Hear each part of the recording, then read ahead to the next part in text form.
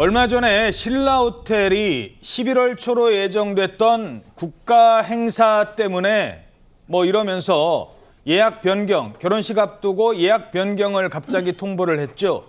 이러면서 결혼식 예정됐던 예비 부부들 큰 혼란에 빠지는 일이 있었습니다. 그런데요, 신라호텔에서 취소 통보를 했던 그 고객들에게 다시 연락을 했답니다. 그러면서 다시 예약 가능하신데요?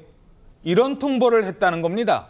아니, 취소를 할 때는 언제고 이게 무슨 소리입니까? 네, 지금 그래서 논란이 되고 있는데요. 당초 신라호텔이 언급한 11월 초 국가 행사는 에이펙 정상회의로 이 시진핑 중국 국가주석의 투숙 때문일 것이다, 이런 이야기가 나왔는데 저희 TV조선의 취재 결과 호텔 전체 대관을 요청했던 중국 측이 지난 토요일 갑작스럽게 예약을 취소한다고 통보한 것으로 확인이 됐습니다. 취소를 했어요? 네, 그래서 중국 측의 전체 대관 요청으로 호텔 측은 이미 예약을 한 예비 부부들의 결혼식 일정까지 일방적으로 변경을 요청해가면서 그 중국 측의 요구를 들어줘서 논란이 일었었거든요. 그런데 또 중국 측이 이렇게 지난 주말 갑자기 호텔 전체 대관을 취소한 겁니다.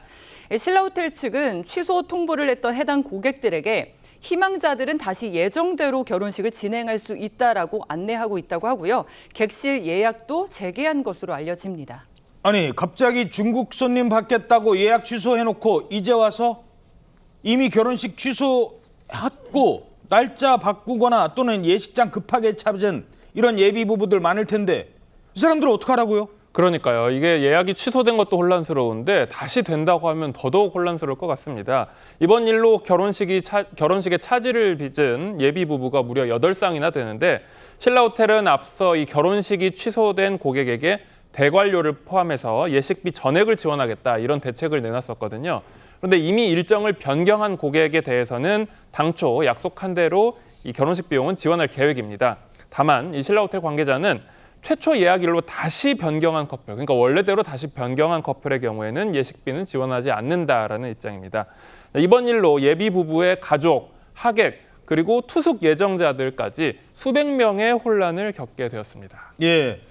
좋다고 중국 손님 받겠다고 할 때는 언제고, 자, 문제는 중국 측에서 갑자기 또 일방적으로 취소를 했음에도 불구하고 이걸 중국 측에 책임을 물을 수도 없는 상황이라고요?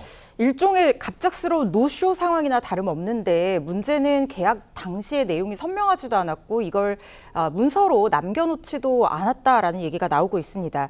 중국 측의 신라호텔 전체 대관 문의가 일단 구두로 이루어졌습니다.